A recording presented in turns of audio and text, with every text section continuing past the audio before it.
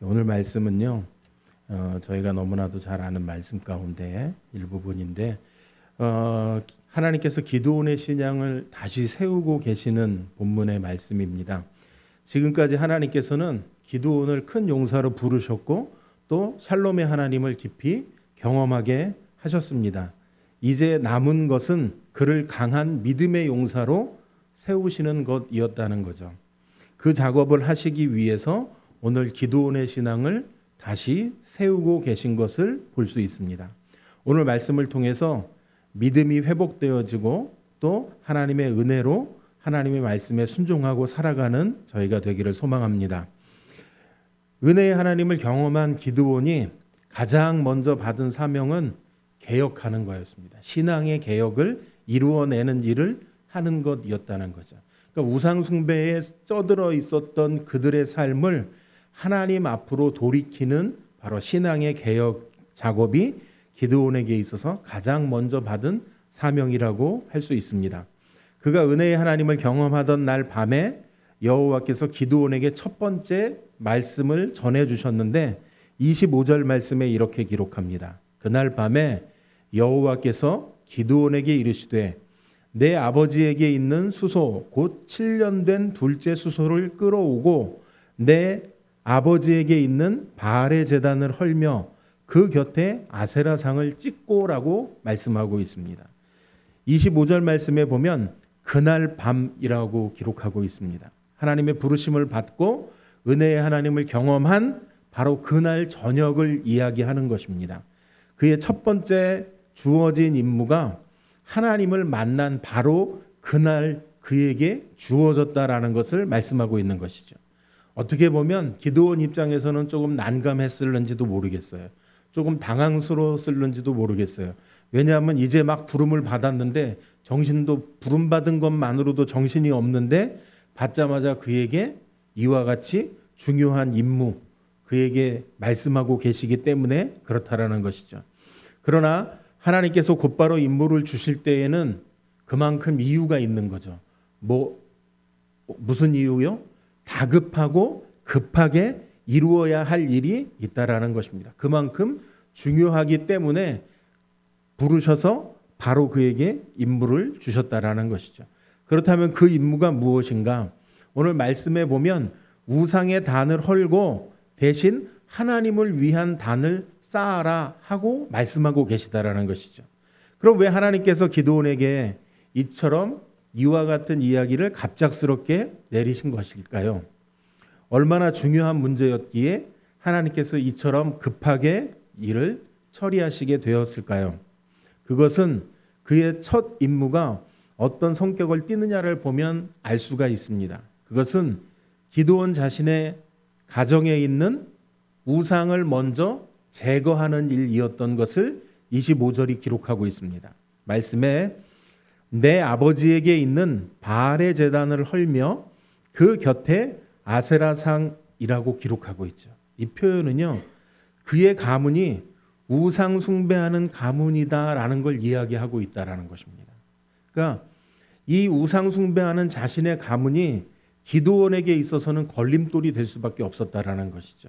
그러니까 기드온이 하나님을 위해서 온전히 헌신할 수 없게 만드는 걸림돌이 바로 자신의 가족이 이와 같이 우상을 섬기는 가정이었다라는 걸 이야기하고 있다라는 것입니다. 그래서 하나님께서는 이 걸림돌부터 제거하라고 말씀하고 계시다라는 것이죠. 우리도 하나님의 일을 시작하기 전에 우선적으로 해야 할 것이 바로 하나님과 나 사이에 있어서는 안 되는 걸림돌 제거하는 것 아니겠습니까? 죄악의 문제들 제거하는 것. 그래서 죄된 습관들과 불신앙의 삶을 살아가고 있었던 우리의 모든 것들을 내어버리고 하나님 앞에 정결함으로 거룩한 삶으로 나아가는 것이 필요하다는 것을 가르쳐주고 계시다라는 것이죠. 하나님께서는 더러운 죄의 손을 통해서는 하나님의 거룩한 능력을 나타내시지 않는 분이시기 때문에 그렇다는 것입니다. 그래서 주님을 위해 달리기 전에 그 사명을 감당하기 전에 주님과 나 사이에 가로막고 있는 죄라고 하는 걸림돌을 제거해야 된다라고 말씀하고 계시다라는 것이죠. 밥도 밥 나름이라는 생각이 들어집니다. 밥그릇에 잘 담겨진 밥하고 요즘은 개밥그릇이 사람 밥그릇보다 더 비싸진 세상이 돼서 개밥그릇이라고 해도 개밥그릇 같지 않은 세상이 됐는데요. 어쨌든 하나는 밥그릇에 담겨져 있는 밥이고 하나는 개밥그릇에 담겨져 있는 밥이라고 한다면 여러분들께서는 어떤 밥을 드시겠습니까? 당연히 밥그릇에 있는 밥을 드시겠죠. 이것처럼 어느 곳에 담겨져 있느냐에 따라서 다른 느낌을 준다라는 것입니다. 깨끗한 밥그릇에 담겨 있는 따뜻한 밥은 우리의 식욕을 돋우는 일들을 합니다. 그러나 깨끗하지 않은 이 밥그릇에 담겨져 있는 밥은 아무래도 먹기 힘든 밥이 될 수밖에 없다라는 것이죠. 인간의 관점으로 볼 때, 인간의 시각으로 볼 때 아름다운 사람일 수 있습니다. 사람의 시각으로 볼 때 정말 좋은 사람일 수 있습니다. 그러나 하나님의 관점에서 볼 때 더럽기 그지없는 사람이 될 수도 있다라는 것이죠. 하나님께서 도저히 함께 하실 수 없는 그런 사람이 있다는 것을 말하고 있다라는 것이죠. 나에게 하나님께서 역사하실 수 없게 만드는 걸림돌이 있다면 그것부터 없애야 한다라고 말씀하고 계시다라는 것입니다.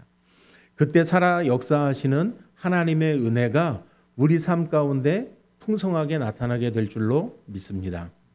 우상의 제단을 헐고 그 위에 여호와를 위한 단을 쌓는 것은 기드온 개인만의 문제가 아니었다라는 것이죠. 이것은 회복을 사모하는 이스라엘 백성들을 전체를 위한 작업이 되어졌다라는 것입니다. 백성들이 하나님의 구원을 경험하기 전에 먼저 우상을 버리고 하나님께로 돌아오는 것이 필요했다라는 것이죠.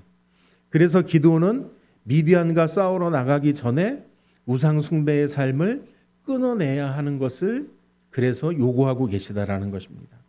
그런데 기드온의 그 임무는 쉽게 감당할 수 있는 임무가 아니었다라는 생각이 들어집니다.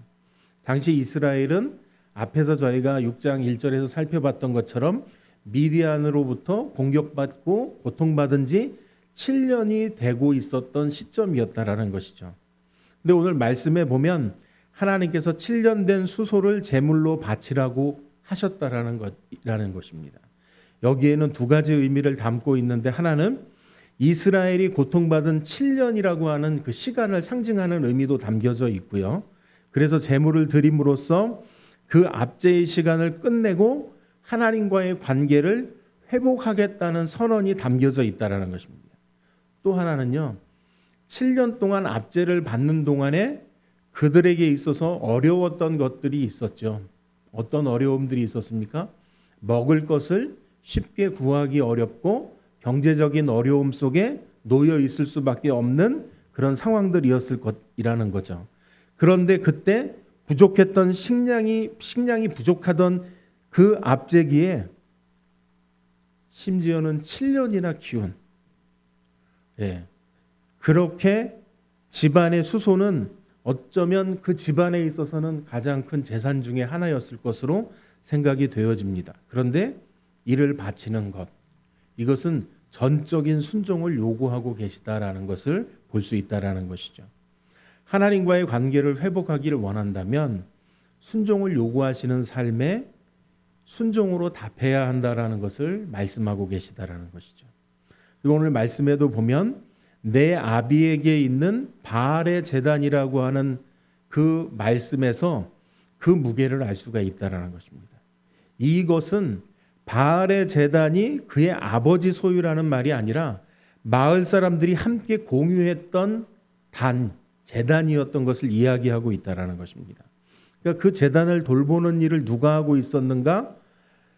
기드온의 아버지인 요아스가 그 마을이 우상 숭배를 하는 일을 주도적으로 담당했을 가능성이 있었던 사람이었다라는 것을 이야기하고 있다라는 것입니다.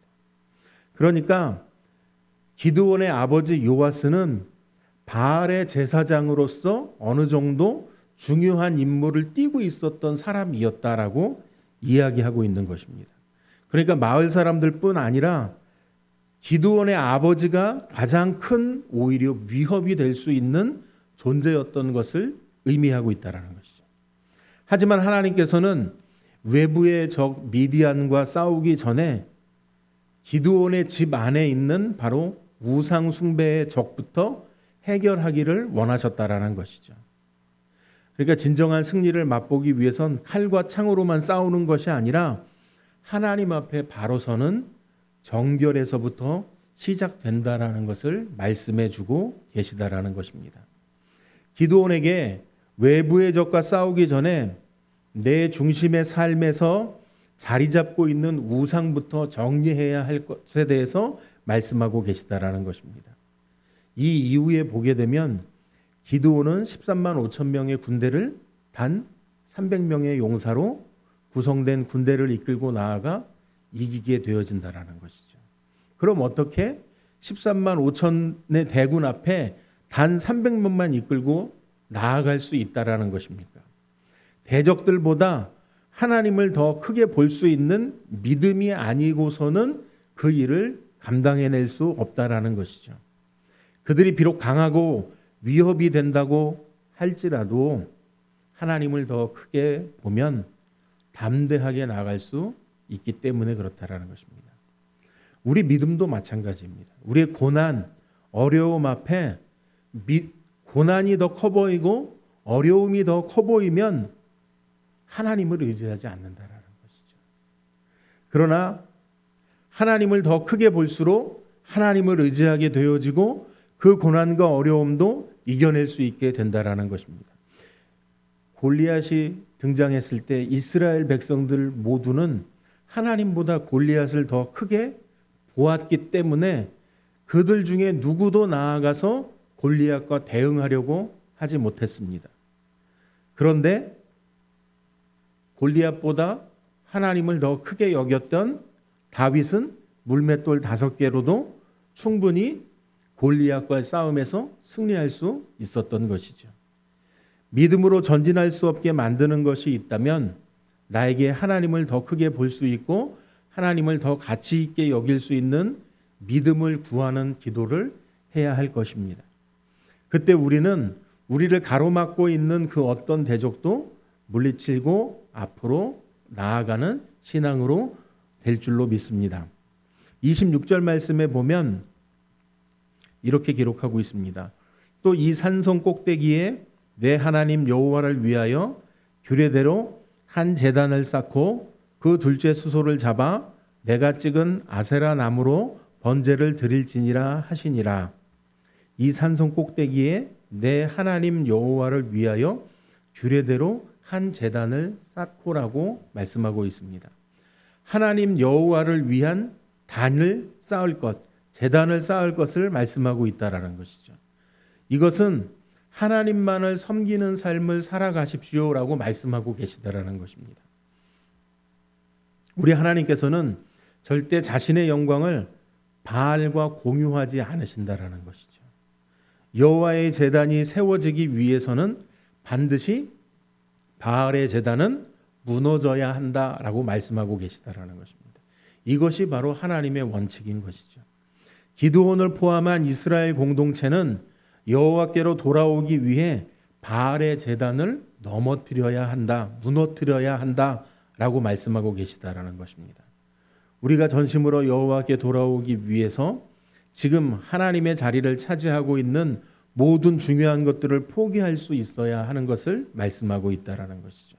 더 중요한 것은 그것을 포기한다고 해서 결코 내 인생이 무너지지 않는다는 것을 믿을 수 있어야 한다라는 것입니다.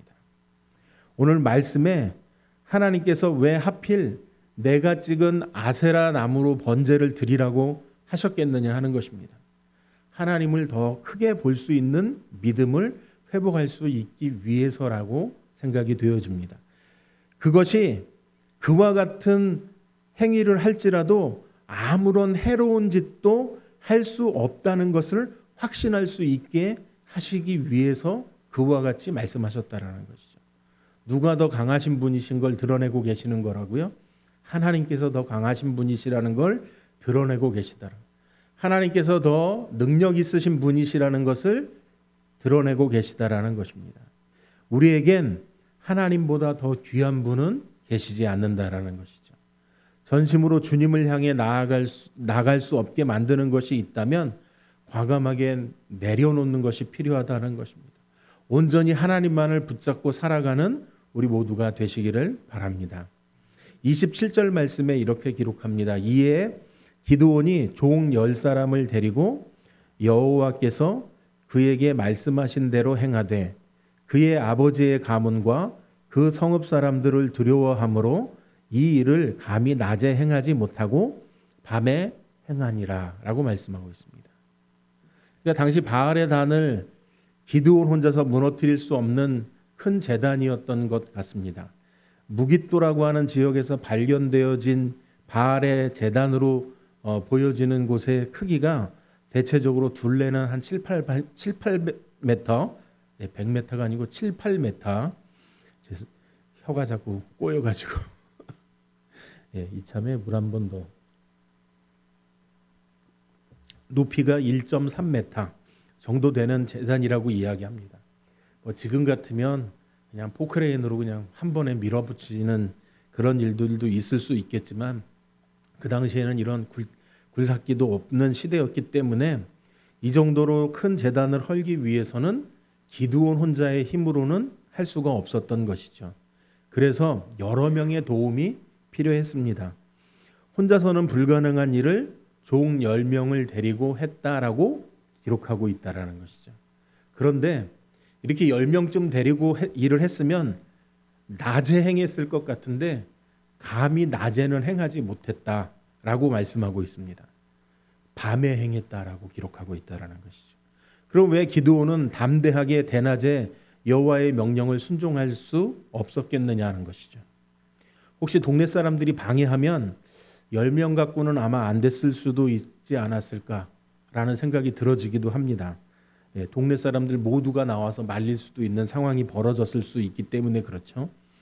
물론 대낮에 행할 경우 반드시 방해가 있을 것이고 그 방해 때문에 일이 더 커질 뿐 아니라 자신이 달성해야 할 임무를 완수하지 못할 지경에까지 이를 수도 있었다고 볼 수 있을 것입니다. 그러나 오늘 말씀은 그가 두려웠기 때문이라고 분명하게 기록하고 있습니다. 두려웠기 때문에 낮에 행하지 못하고 밤에 행했다라고 이야기하고 있습니다. 또한 말씀에 그의 아버지의 가문과 그 성읍 사람들을 두려워함으로라고 기록하고 있다라는 것이죠. 그에겐 그의 가족부터 시작해서 모든 성읍 사람들이 두려움의 대상이었다라는 것입니다. 기드온에게는 아직도 두려움이 남아 있었던 것이라는 거죠. 하지만 용감하게 그 일을 감당했느냐 아니면 두려움으로 감당했느냐보다 더 중요한 것은 그가 결국은 감당해냈다라는 것입니다. 두려움이 있었으나 밤에라도 그 일을 감당해내었다라는 것입니다. 떨림이 있었지만 그는 하나님의 명령이었기에 순종의 걸음을 내디뎠던 것을 말씀하고 있다라는 것이죠. 그래서 그는 비록 밤이었지만 완수해내었다라고 기록하고 있습니다. 바로 이것이 두려움이 존재했지만 두려움을 이겨낸 믿음이었던 것을 이야기하고 있다라는 것이죠. 두려움을 극복한 믿음이었음을 가르쳐주고 계시다라는 것입니다. 우리는 망설이고 있지만 하나님께서는 오늘도 우리에게 말씀대로 순종할 것에 대해서 이야기하고 계시다라는 것입니다. 하나님의 신앙을 다시 세우기 위한 테스트의 목적이 바로 이것이라는 것입니다. 우리에게 두려움이 있지만 이 두려움을 극복하고 믿음의 발걸음을 내디디며 하나님의 역사가 일어난다는 점을 배우게 하시는 것이라는 것이죠. 무너진 바알의 제단에 여호와의 제단을 새로 세우고 거기에 찍어 넘어뜨린 아세라 우상의 나무를 장작으로 삼아서 수소를 번제로 드리는 장면 상상해 보시기 바랍니다. 지금 밤입니다. 밤에 성읍의 가장 높은 곳에서 하나님께 제사를 드리고 있다라는 것이죠. 깊은 밤중에 불타는 아세라상을 보며 기드온의 신앙을 다시 세우고 계시는 것이라는 것입니다. 그 가운데 두렵고 떨리는 마음이 있었지만 그 앞에 하나님 말씀에 순종하고 나아갔던 그에게는 타오르는 아세라상을 바라보며 기드온의 신앙이 다시금 세워지고 있었던 바로 그때였다라는 것입니다. 그의 연약함이 함께 어쩌면 그곳에 불태워졌고 강한 능력이 부어지는 경험을 하게 되어졌을 것으로 생각이 되어집니다. 그는 아마도 그 밤을 평생 잊지 못했을 것으로 생각이 되어집니다. 믿음의 경험이 그래서 이와 같이 중요하다라는 것이죠. 그가 일생 잊지 못하는 아마 신앙의 경험으로 남게 되어졌을 것으로 생각되어집니다. 경험해야 할 것은 잊을 수 없는 하나님과의 만남이 우리에게 있어야 한다라는 것이죠. 언제 이런 경험을 할 수 있겠습니까? 우리가 망설이고 있을 때, 우리가 두려워하고 있을 때, 그때는 결코 경험할 수 없는 일들일 수밖에 없다라는 것이죠. 망설임과 두려움이 있을지라도 이것을 극복해내고 믿음의 걸음을 내디딜 때 성령께서 역사하셔서 우리에게도 이와 같이 놀라운 은혜를 경험하게 되어진다라는 것입니다. 그때 우리의 연약함, 무능함, 더러움이 불태워지고 믿음의 사람으로 새롭게 세워지는 놀라운 역사가 나타나게 될 줄로 믿습니다. 잊을 수 없는 하나님과의 경험을 원한다면 잊을 수 없는 하나님에 대한 경험은 두려움을 극복한 믿음의 순종에서부터 출발되어지는 것임을 오늘 기드온이 우리에게 가르쳐주고 있다는 것이죠. 불안한 마음이 있더라도, 두려움이 있더라도, 망설임이 있더라도 상관없다라는 것입니다. 왜냐하면 이런 마음들은 누구에게나 존재하는 마음이기 때문에 그렇다라는 것이죠. 이와 같이 불안하고 두렵고 망설임이 되어지는 그 마음이 문제가 되어지는 것이 아니라, 문제는 그것 때문에 한 발자국도 신앙의 결단과 신앙의 선택을 할 수 없는 그것이 문제인 것이라는 것입니다. 이것을 극복하고 나면 하나님께서 일하신다라는 것이죠. 나는 내딛기만 했을 뿐이고 나는 선택했을 뿐이기만 한데 하나님께서 일하신다라는 것입니다. 이것을 경험하게 되어진다라는 것입니다. 우리에게 있는 연약함, 두려움을 우리는 핑계 삼으려고 합니다. 그래서 이렇습니다. 그래서 저렇습니다라고 이야기하게 되어진다라는 것이죠. 그러나 믿음으로 하나님을 바라보면 순종의 길을 나아가게 될 때 하나님께서 그 길에 함께 하셔서 일하시는 놀라운 은혜를 경험하게 될 줄로 믿습니다.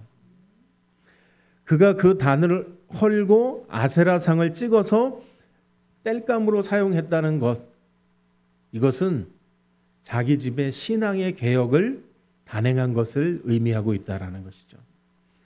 7년 만에 무너진 하나님의 제단이 회복되어지는 순간이었습니다.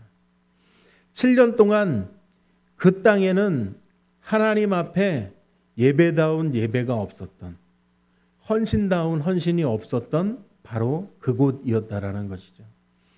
7년 동안 무너져 있던 예배와 헌신이 회복되어지는 순간이었던 것입니다. 이러한 행동은 성읍 사람들의 반감을 사서 죽을 수도 있는 행위였다라는 것이죠. 그래서 그는 그것을 감히 대낮에 하지 못하고 밤에 행했다라고 말씀하고 있다라는 것이죠. 그런데 그 일은 결국 발각되고 말았다라는 것입니다. 성읍 사람들은 그들이 섬기는 바알의 제단이 무너져 내리고 아세라가 불탄 바로 그 단 위에 수소가 들여져 있는 장면을 목격하게 되어졌다라는 것이죠. 28절 말씀에 이렇게 기록합니다. 그 성읍 사람들이 아침에 일찍이 일어나 본즉 바알의 제단이 파괴되었으며 그 곁에 아세라가 찍혔고 새로 쌓은 제단 위에 그 둘째 수소를 드렸는지라라고 말씀하고 있습니다. 성읍 사람들이 아침에 일찍 일어나 보았다라고 말씀합니다. 알고 보면 우상 숭배하는 사람들이 더 열심인 것 같아요. 말씀에도 보니까 아침에 일찍이 일어났다라고 기록하고 있습니다. 우리가 가진 간절함과는 비교가 되지 않을 정도로 저들의 마음은 간절하고 갈급하다는 것이죠. 이단들에게 있어서 나타나는 것은 가족들을 내팽개치고서라도 자신이 원하는 것을 얻기 위해서 그 이단을 쫓아가는 모습. 어제 PD 수첩에 보니까 나오더라고요. 신천지를 쫓아간 사람들. 예. 그만큼 차목하리만큼 자녀들까지 내팽개치고 자신이 원하는 걸 얻고자 쫓아가는 사람들의 모습을 볼 수 있었습니다. 만약 우리에게 주기도문을 밤새도록 1000번 외우라고 하면 할 수 있을까요? 매일 앉으면 사도신경을 108번 외우라고 하면, 묵상하라고 하면 할 수 있을까요? 물론 그렇게 하는 것이 별 의미도 없지만 우리는 감히 엄두도 못 낼 일들을 그들은 아주 자연스럽게 해낸다는 점이 문제라는 것이죠. 하나님께서 우리를 보실 때 그러니 얼마나 답답하시겠냐는 것입니다. 참된 신앙은 거짓된 신앙보다 더 담대하고 더 진실하고 더 열정적이어야 하는데 그렇지 못한 현실이 존재하고 있다는 것이죠. 오히려 잘못된 신앙을 가진 이들이 더 열정적이고 더 담대하고 더 진실한 것으로 꾸며내고 있다는 것입니다. 이처럼 주님의 일에 열심을 품을 것을 우리에게 다시 한번 말씀해 주고 계시다라는 것입니다. 29절 말씀에 서로 물어 이르되 이것이 누구의 소행인가 하고 그들이 캐어 물은 후에 이르되 요아스의 아들 기드온이 이를 행하였도다 하고 29절 말씀에 보니까 서로 물었다고 말씀하고 있습니다. 그리고 이어서 캐어 물었다. 그러니까 이들이 조사하러 나선 것이죠. 다른 말로는 수사하기 시작했던 것이죠. 과연 이것이 누구의 소행이냐? 그들이 열심히 찾아내었던 것이죠. 그런데 이들이 수사하고 있는 목적이 수상합니다. 조사해서 뭘 어떻게 하겠다라는 것인가요? 그들이 지금 수사하는 목적은 다음 말씀에 나온 대로 하나님의 뜻을 준행한 사람을 잡아 죽이기 위해 이처럼 수사하고 있다라는 것이죠. 이게 하나님의 백성에게서 나타날 수 있는 일이냐는 것입니다. 정말로 웃기는 일 될 수밖에 없는 거죠. 이스라엘 백성들은 하나님의 백성입니다. 그런데 하나님의 백성인 이스라엘 백성들이 하나님의 뜻을 행했으면 오히려 그를 찾아내어서 칭찬해주고 격려해주고 잘했다라고 북돋아줘야 되는데 이들이 찾으려고 하는 목적은 잡아 죽이겠다고 하는 목적이 그들에게 있었다라는 것이죠. 그럼 왜 이처럼 흥분해 있는가? 이것은 자신들의 이권과 관련이 있기 때문에 그렇다라는 것입니다. 바알은 저희가 잘 아는 것처럼 농경신입니다.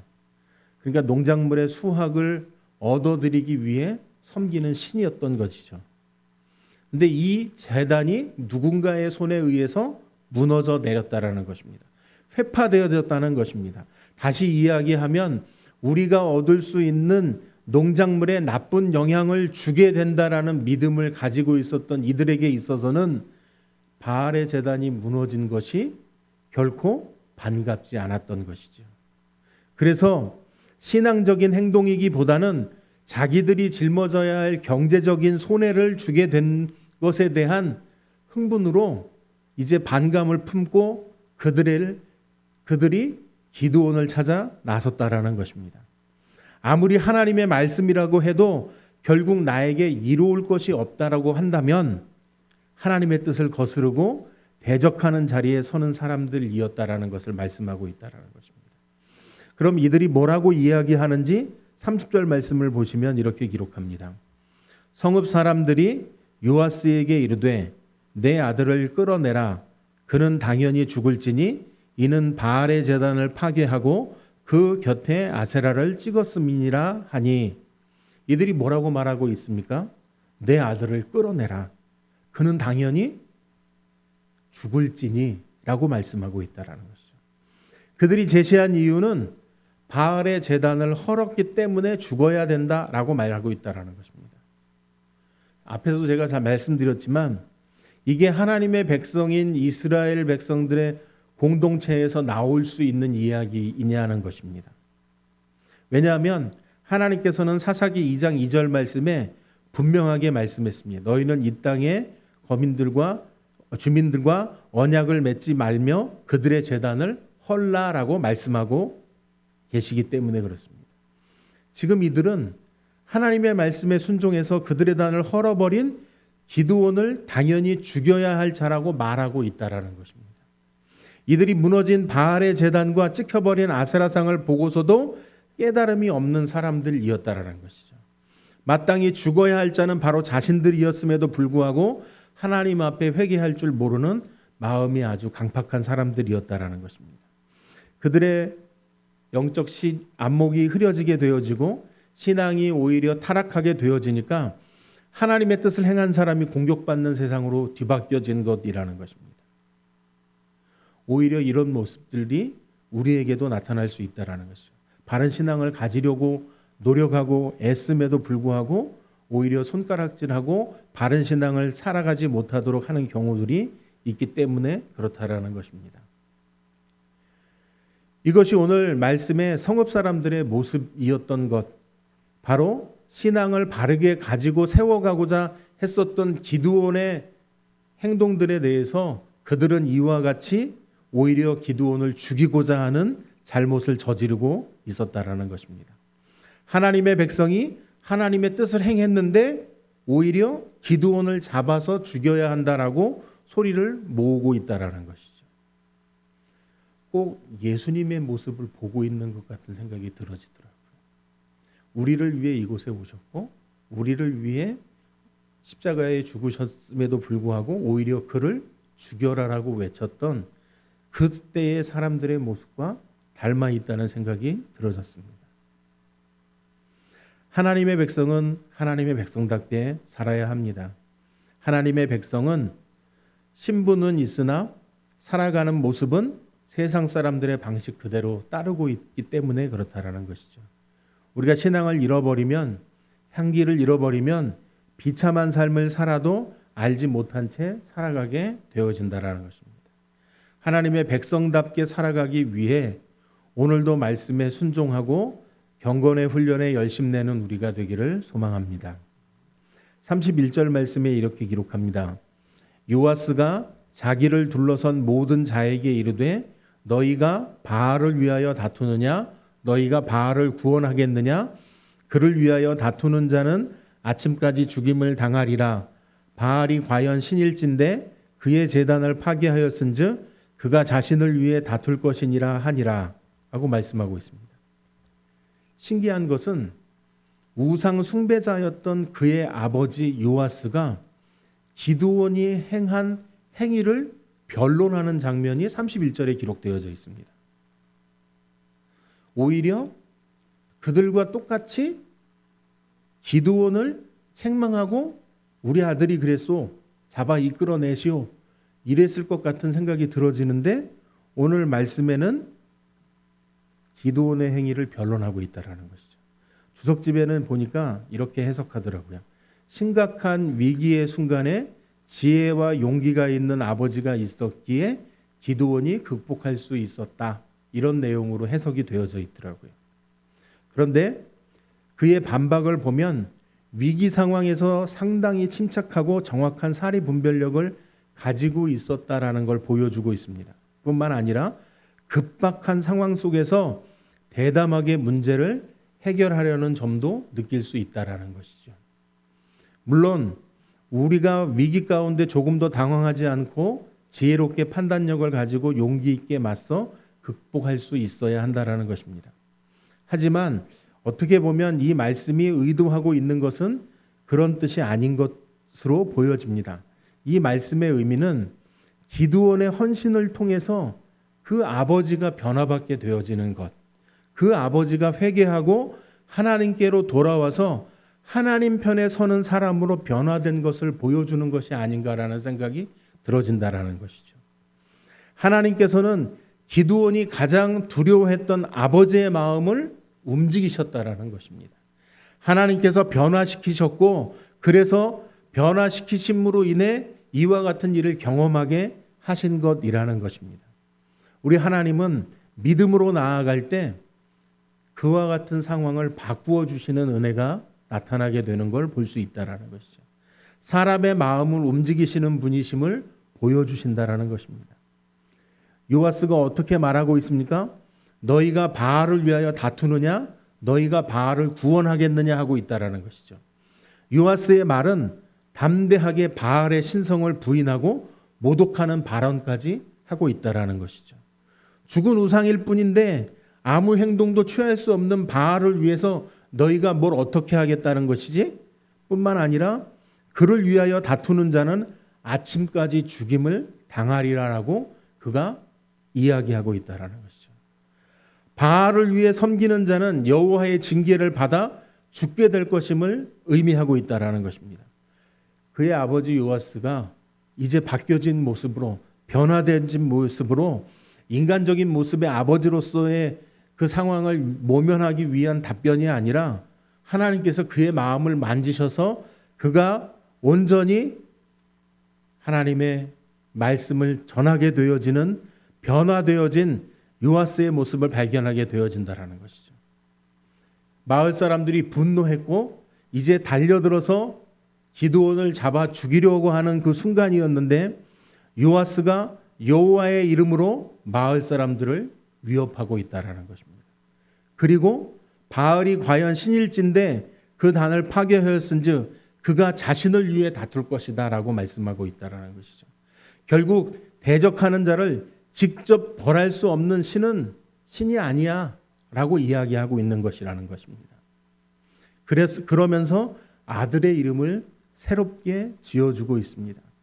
32절 말씀에 그날에 기드온을 여룻바알이라 불렀으니 이는 그가 바알의 제단을 파괴하였으므로 바알이 그와 더불어 다툴 것이라 함이었더라 라고 말씀하고 있습니다. 아버지의 돌이킴, 아버지의 회심과 함께 지혜로운 대답으로 인해서 기드온에게는 별명이 하나 생긴 것입니다. 여룻바알이라는 별명이 생겼다라는 것이죠. 그 의미는 바알과 대적하다, 바알과 논쟁하다라는 의미입니다. 그의 이름은 바알을 숭배하는 사람들을 향한 메시지와 같은 것이었습니다. 바알이 나를 건드릴 수 있다고? 건드릴 수 있으면 해봐. 그 성읍 사람들은 기드온을 여룻바알이라고 부를 때마다 바알이 좀 벌을 안 주나? 바알은 도대체 뭐 하고 있나? 생각되었을 것입니다. 우리말로 하면 그런 거죠. 귀신은 뭐 하나? 저런 거 안 잡아가고 뭐 이런 의미쯤으로 보시면 될 것 같습니다. 하지만 독사에게 물렸지만 죽지도 않았을 뿐더러 아무런 상처도 입지 않았던 사도 바울처럼 기드온에게는 아무런 일도 일어나지 않았다라는 것이죠. 그의 이름은 바알의 무능함을 증명하는 선포였던 것입니다. 그래서 그를 그의 아버지는 여룻바알이라 불러주었던 것이고요. 나중에 기드온에게 여호와의 영이 부어지고 그가 맡겨준 사명을 감당하게 되어졌을 때 가장 먼저 모여든 족속이 아비에셀 족속이었다라는 34절 말씀에 가면 기록이 되어져 있습니다. 결국 이들은요, 기드온의 신앙이 개혁되어진 것으로 인해서 모두 바알을 버리고 여호와께로 돌아오는 일이 생겨났음을 보여주고 있다라는 것입니다. 한 사람의 신앙의 개혁 의지가 한 성읍을 바꾸는 놀라운 일이 나타나게 되어졌음을 말씀하고 있다라는 것이죠. 그래서 한 사람이 중요한 것입니다. 한 사람으로 시작된 신앙의 개혁이 온 성읍을 변화시키게 되어지는 것까지 나아가기 때문에 그렇다라는 것이죠. 한 사람이 변화되어짐으로 그 가정이 변화되어지는 일이 나타나게 되어지고 온 성읍이 변화되어지는 것까지 나아가게 되어졌다라는 것입니다. 아마 기드온에게 있어서 가장 두려웠던 사람이라고 한다면 마을 사람들이 아니었을 수 있습니다. 오히려 그의 아버지였을 수 있다는 생각이 들어집니다. 왜냐하면 그의 아버지는 앞에서도 저희가 살펴봤던 것처럼 바알의 단과 아세라상을 주관하는 그런 중책을 맡고 있는 사람이었기 때문에 그렇다라는 것이죠. 그런 아버지, 하나님께서 그 아버지의 마음에 역사하시지 않았다면 오히려 기드온에게는 더 큰 재앙이 되어졌을는지도 모르는 일입니다.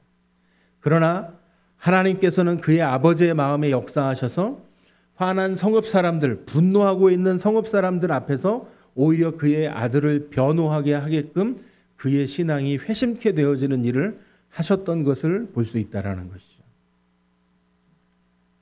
뿐만 아니라 그 아버지로 하여금 오히려 그동안 바알을 섬겨왔었던 그의 아버지가 바알에게 모욕적인 발언까지 하고 있다라는 것입니다. 바알의 단이 무너졌을 뿐만 아니라 자기 아들이 살아있는 것을 보면서 오직 살아계신 신은 여호와 하나님 한 분밖에는 계시지 않는다라는 것을 이야기하고 있다라는 것이죠. 이처럼 믿음으로 하나님의 말씀을 순종할 때 하나님께서는 우리의 보호자가 되어주심을 말씀하고 계시다라는 것입니다. 불가능한 것을 하나님께서는 가능하게 하신다라는 것이죠. 그래서 막혔던 담을 허시는 역사가 나타나게 되어지는 것이고 때로는 우리에게 어려움을 당하나 피할 길을 내시는 역사가 우리 가운데 나타나게 되어진다라는 것입니다. 그러므로 우리가 의지하는 것을 다 내려놓고 오직 하나님만을 붙들게 되어져야 한다라는 것입니다. 그분의 음성에 귀를 기울이고 순종함으로 동행하는 삶을 살아가시기를 바랍니다. 하나님께서는 우리를 사용하시기 전에 먼저 우리를 다듬어 가신다라는 것을 발견할 수 있습니다. 주의 일에 합당한 사람이 되도록 거룩하게 하시려고 우리를 다듬으신다라는 것이죠. 모난 것, 둔한 것, 어리석은 것 다듬으셔서 훈련시키셔서 하나님의 일에 맞게 하나님께서 만드셔서 사용하신다라는 것입니다. 바로 이 작업들 중에 가장 중요한 작업이 하나님을 더 크게 보는 믿음을 가지고 물러서지 않는 하나님의 사람으로 세워가는 것임을 말씀하고 계십니다. 그래서 하나님께서는 우리에게 담대함을 가지도록 하시는 것입니다. 우리 자신은 오늘도 두려움이 우리에게 더 잘 어울리고 우리에게 염려가 우리에게 더 잘 어울리는 삶을 우리는 살아갑니다. 그러나 하나님께서 우리에게 담대함을 가지도록 말씀하고 계시다라는 것이죠.